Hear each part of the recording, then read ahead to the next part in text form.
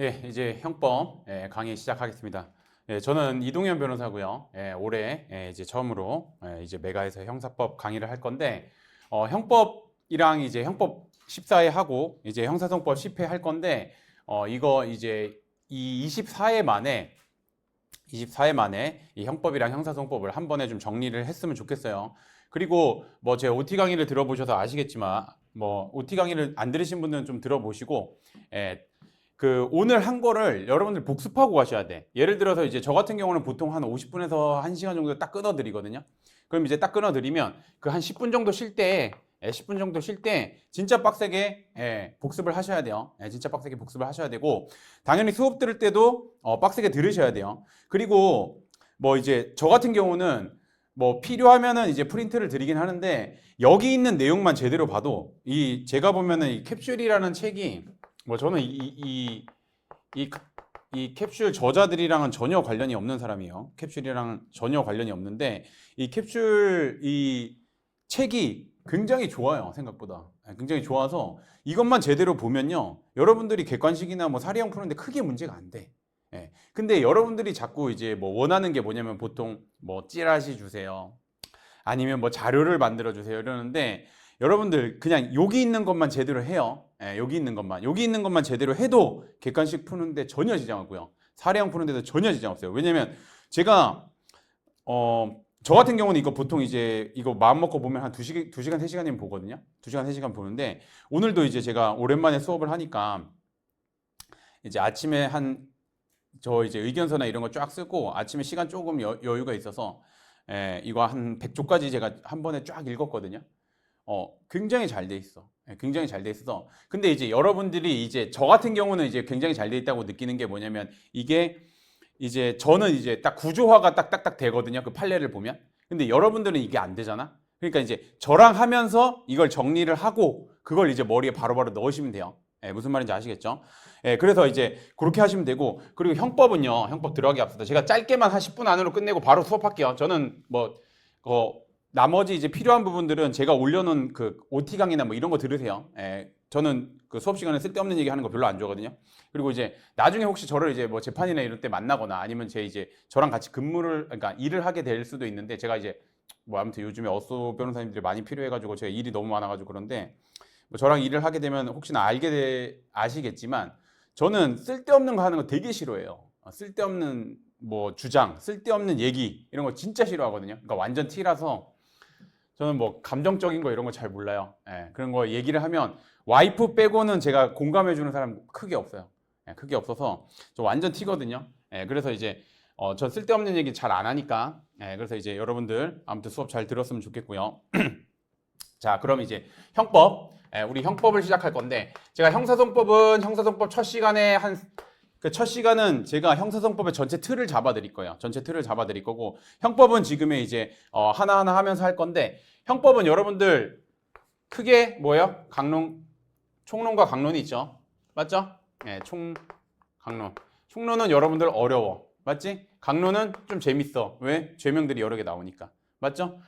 그래서 제가 한번 말씀드리긴 했을 것 같은데 이전에 총론 같은 경우는 여러분들 큰 쟁점들이 있어요. 뭐 예를 들면은 이제 여기 제가 한번 이 수업 들어가기 전에 이 형법 그 조문 있잖아요. 조문을 형법 총론 있는 데까지 한번 쫙 편하게 보고 그 다음에 이 책 캡슐의 형법 총론 부분을 한번 넘기면서 편하게 볼 거예요. 왜 이렇게 하냐면 들어가기 앞서서 왜 이렇게 하냐면 여러분들 큰 그림을 그려드리는 거야. 큰 그림.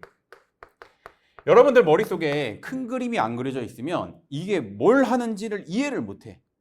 그래서 큰 그림을 그린 상태에서 그 안에서 이제 세부적인 거를 제가 디테일하게 설명드릴 테니까 이제 그렇게 하시면 되고 그 다음에 요즘 총론 시험에 많이 나오죠. 그래서 여러분들 총론 공부 잘해야 되고요. 총론 같은 경우는 여러분들이 자꾸 여러분들 판례만 하려고 해. 근데 이제 총론 같은 경우는 이제 판례 플러스 이론도 좀 알아야 돼요. 그리고 이제 요즘에 시험 나오는 추세가 뭐냐면 그 판례에 반박하는 거나 아니면 이론적인 거를 쓰라는 것도 되게 많이 나와요. 그래서 이제 총론도 저랑 이제 꼼꼼히 그런 거 다 볼 거예요. 총론은 심플하게 생각하면 돼요. 여러분들 총론할 때는 이 생각만 하면 돼. 이게 왜 쟁점이 되지? 이게 왜 문제가 되지? 그럼 판례는 왜 이 태도를 취하고 있지? 그럼 그거에 대한 반대는 학설이겠네? 그럼 학설은 왜 이런 태도를 취하지? 이런 생각을 하셔야 돼. 능동적으로. 이게 제가 떠먹여 드린다고 해서 안 떠먹여져. 예. 능동적으로 하셔야 돼. 능동적이라는 건 뭐냐면 자꾸 궁금증을 가지셔야 되는 거야. 예. 이게 왜 쟁점이 되지? 아, 이게 이렇게 문제가 돼서 이겠구나. 아, 이게 크게 이렇게 대립되는데 이게 학설의 태도고 이게 판례의 태도구나. 그런 걸 보셔야 되는 게 총론이에요. 예, 그걸 또 도식화해서 제가 말씀드릴게요. 도식화. 예, 우리 강의는 도식화죠. 제가 도식화해서 말씀드릴게요. 자, 그 다음에 객관식 강의. 그러니까 강론. 강론은 이제 어떻게 되냐면 강론은 죄명이죠. 죄명. 예, 죄명. 강론은 진짜 세 가지야. 여러분. 뭐야? 판례. 그 다음에 뭐야? 약간의 이론. 예. 그 다음에 이제 단어 외우기.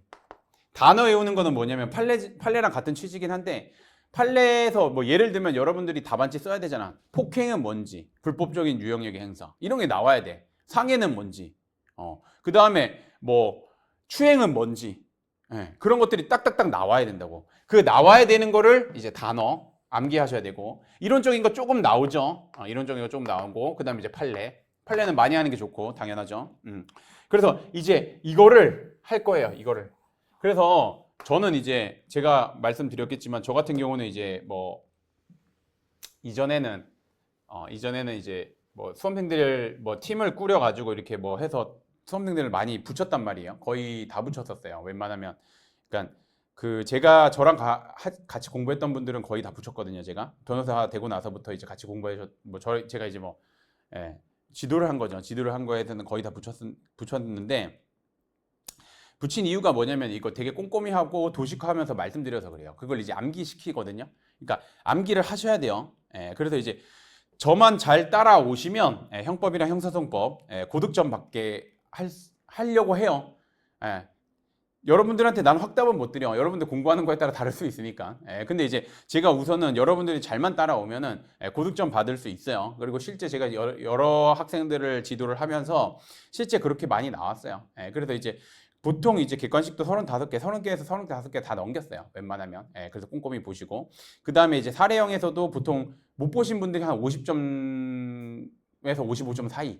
그리고 조금 잘 봤다? 55점에서 60점 사이. 60점 넘어가시는 분들도 있었고요. 그래서 여러분들이 제가 뭐 이제 처음 그 강의하는 이 변호사 누구지? 이 사람 믿을 수 있나? 믿을 수 없으면 뭐 들으시지 않으면 되고 믿고 한번 따라오시면 제가 뭐 아무튼 공부하는 방법이나 이런 건 제대로 알려드릴 테니까 아무튼 그렇게 하시면 돼요. 자, 이제 바로 들어갈게요. 자, 우리 우선은 형법. 자, 조문 한번 먼저 볼게요. 조문. 여러분들이 제일 안 보는 게 조문 안 봐. 조문 진짜 안 보거든요. 조문. 제가 오늘 지금 정신이 하나도 없네요. 조문 진짜 안 봐요. 제가 왜냐면 요즘에 일이 너무 많아가지고 제가 오늘 새벽 3시에 들어가서 일하다가 왔거든요. 새벽 3시에 일하고 이제 뭐 외부 일정 갔다가 지금 이제 온 거라서 뭐 운동하고 온 거라서 아무튼 뭐 그런데 자, 조문 봐야 돼요. 자, 1조부터 볼게요. 여러분들 1조부터 펼쳐봐요. 1조에 보면 딱 1조부터 하나하나 보자는 게 아니야. 크게 한번 봐봐요. 총칙 1편 총칙 밑에 뭐야? 적용 범위. 형법의 적용 범위는 이렇게 되는 게 밑에 쫙 나왔구나. 그래서 뭐예요? 1조에 뭐라 나와? 범죄의 성립과 처벌.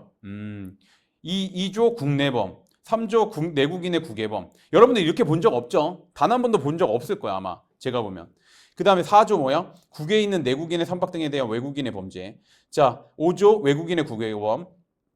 6조 대한민국과 대한민국 국민에 대한 국외범. 그 다음에 7조 외국에 집행된 형의 산입. 그 다음에 총칙 규정. 총칙의 적용. 그 다음에 2장 죄네요. 죄에 대한 거야. 자, 그러면 1장은 뭐야? 적용 범위에 대한 거고 2장은 뭐야? 죄에 대한 거야. 그 다음에 1절이 나오는 게 죄의 성립과 형의 감면. 성립은 뭐예요? 여러분들 죄가 성립하는 거잖아요. 죄가 성립하는 거. 죄가 성립하려면 어떻게 돼야 돼? 구성요건에 해당하고 위법 책임 이렇게 돼야 되는 거잖아. 맞죠? 그럼 그런 내용이 나오는 게 1절에 있는 거야. 그 내용이. 맞죠? 그 다음에 형의 감면. 보면은 봐봐. 형의 감면이 어떻게 나오냐? 자, 미수범. 2절에 미수범 나오죠? 맞죠? 미수범. 저기 1절 다시 볼게요. 1절에 형의 감면은 뭐야? 뒤쪽에 보면은 뭐 정당방위, 긴급피난, 자구행위, 피해자 승낙, 뭐 부자기범 뭐 이런 것들 있잖아. 그런 것들 나오고 차고 이런 것들 나오고